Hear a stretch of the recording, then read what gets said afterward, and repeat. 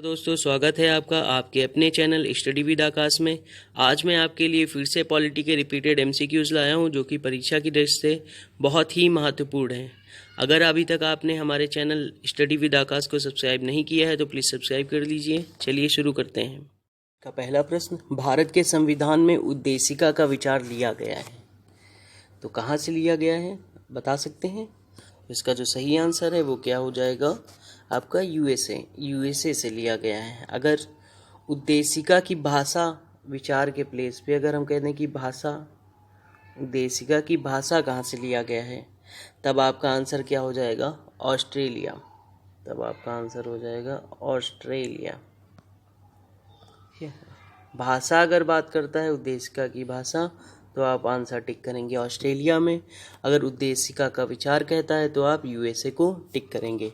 अगले क्वेश्चन की ओर बढ़ते हैं। अगला क्वेश्चन है, भारतीय राजनीतिक व्यवस्था में इनमें से कौन सर्वोच्च है? तो बहुत ही इजी क्वेश्चन है, कोई भी बता सकता है। क्या सर्वोच्च माना गया है? आपका संविधान सर्वोच्च माना गया है। अगले क्वेश्चन की ओर बढ़ते हैं।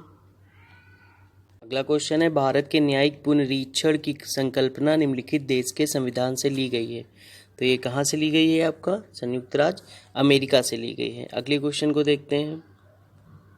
अगला क्वेश्चन है, भारत की संघात्मक व्यवस्था निम्नलिखित में से किस देश से संबंधित है? Very easy question. इसका जो आंसर हो जाएगा वो कनाडा हो जाएगा। ये जो मैं आपको क्वेश्चन करा रहा हूँ ये बहुत ही महत्वपूर्ण क्वेश्चन है, इनको ध्यान से आप पढ़िएगा और इस टॉपिक से आपके एग्जाम में क्वेश्चन 100% एक क्वेश्चन जो है जरूर आता है। अगले क्वेश्चन को देखते हैं। अगला क्वेश्चन है, भारतीय संसदीय प्रणाली ब्रिटिश संसदीय प्रणाली से किस बात से भिन्न है? तो आपको बताना है कि भारतीय संसदीय प्रणाली और ब्रिटिश संसदीय प्रणाली इन दोनों में क्या जो है अलग करता है इन दोनों को। तो ऑप्शन पढ़ लेते हैं। वास्तविक और नामात्र दोनों प्रकार की कार्यपालिका है, तो ये दोनों में है। सामूहिक उत्तरदायित्व की प्रणाली है, तो ये भी जो है दोनों में है। और द्विसदनीय विधायिका, ये भी जो है आपका मैच करता है। न्यायिक पुनर्विलोकन, तो ये जो है भारतीय संसदीय प्रणाली में है, जबकि ब्रिटेन में ये प्रणाली लागू ही नहीं होती है। ठीक है, तो इसका जो सही आंसर हो जाएगा आपका वो क्या हो जाएगा? अगर बात करें कि भारतीय संसद प्रणाली और ब्रिटिश संसद प्रणाली से भिन्न है, क्या भिन्न है? ये न्यायिक प्रणाली, ये ब्रिटेन में लागू नहीं होती है। अब अगले क्वेश्चन को देखते हैं। अगला क्वेश्चन है, न्यायिक पुनर्विलोकन की व्यवस्था है, तो ये किसमें है? मैं आपको बता दूं कि भारत में भी है और यूएसए में भी है। भारत में क्यों है? क्योंकि भारत जो है आपका एक ऐसा संविधान है जो हर देश से कुछ ना कुछ जो है लिया गया है, तो आपका भारत और यूएसए में है। आपका न्यायिक पुनर्विलोकन जो संकल्पना है वो मैंने आपको एक क्वेश्चन में बताया है, थर्ड क्वेश्चन में, कि यूएसए से ही लिया गया है, तो इसका मतलब भारत में भी आ गया है और यूएसए में तो है ही। अब अगले प्रश्न की ओर बढ़ते हैं। अगला क्वेश्चन है, निम्नलिखित में से कौन सा लक्षण भारतीय परिसंघ और अमेरिका परिसंघ में समान रूप में पाया जाता है? आपको पूछ रहा है कि भारतीय परिसंघ और अमेरिकी परिसंघ में जो है समान रूप से पाया जाता है। ऑप्शन देखते हैं। पहला दिया है एक ही नागरिकता, ये केवल भारत में है, अमेरिका में दोहरी नागरिकता है, और संविधान की 3 सूचियां हैं।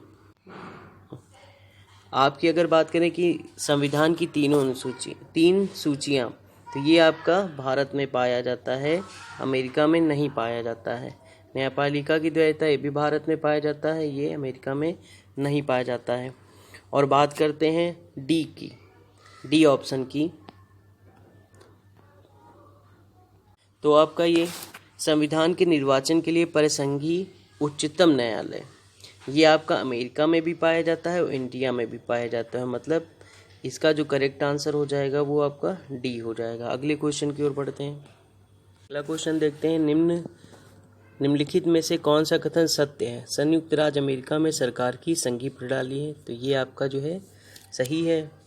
और भारत में सरकार की संघीय और एकात्मक दोनों प्रकार की प्रणाली है, तो ये आपका गलत है। फ्रांस की सरकार की संघीय प्रणाली है, ये भी गलत है। पाकिस्तान में प्रधानमंत्री की नियुक्ति वहाँ की जनता के द्वारा की जाती है, तो ये भी आपका गलत है। केवल आपका ऑप्शन जो सही हो जाएगा वो आपका ए वाला जो है सही है। कौन सा कथन सत्य है? अगले क्वेश्चन की ओर बढ़ते हैं। अगला क्वेश्चन देखते हैं, भारत के संविधान में सम्मिलित समवर्ती सूची किस देश की देन है? Very important question. समवर्ती सूची के बारे में पूछा गया है। मैं पहले थोड़ा सा बता दूं कि ये आपके 7वीं अनुसूची में दिया गया है, 7th शेड्यूल में इसका जो है दे रखा है। और समवर्ती सूची जो है ये ऑस्ट्रेलिया के संविधान से लिया गया है, और इस सूची में ऐसे विषय शामिल है जिन पर केंद्र और राज्य जो है दोनों को कानून बनाने का अधिकार है। और मैं एक बात और आपको बता दूं कि अगर दोनों द्वारा निर्मित कानून में कोई अगर वो बोलते हैं ना भेदभाव हो जाए, टकराव हो जाए, तो ऐसी स्थिति में जो है केंद्र द्वारा निर्मित कानून को ही माना जाता है। तो अगले क्वेश्चन की ओर बढ़ते हैं। अगला क्वेश्चन है, भारत ने समवर्ती सूची की संकल्पना उद्धृत की है। तो कहाँ से की है? लास्ट क्वेश्चन का ही है, रिपीटेड है, लेकिन जो है क्वेश्चन घुमा के पूछ दिया। देखिए कितनी बार एग्जाम में आया हुआ है। तो ये कहाँ से मैंने बताया था आपको? ऑस्ट्रेलिया के संविधान से। समवर्ती सूची को किस अनुसूची में रखा गया है? 7वीं अनुसूची में। ठीक है, ये भी याद रखिएगा। Thank you. अगर आपको ये वीडियो अच्छा लगा हो तो लाइक करिए, शेयर करिए, और अगर अभी तक आपने हमारे चैनल को सब्सक्राइब नहीं किया है तो प्लीज़ सब्सक्राइब कर लीजिए। Thank you.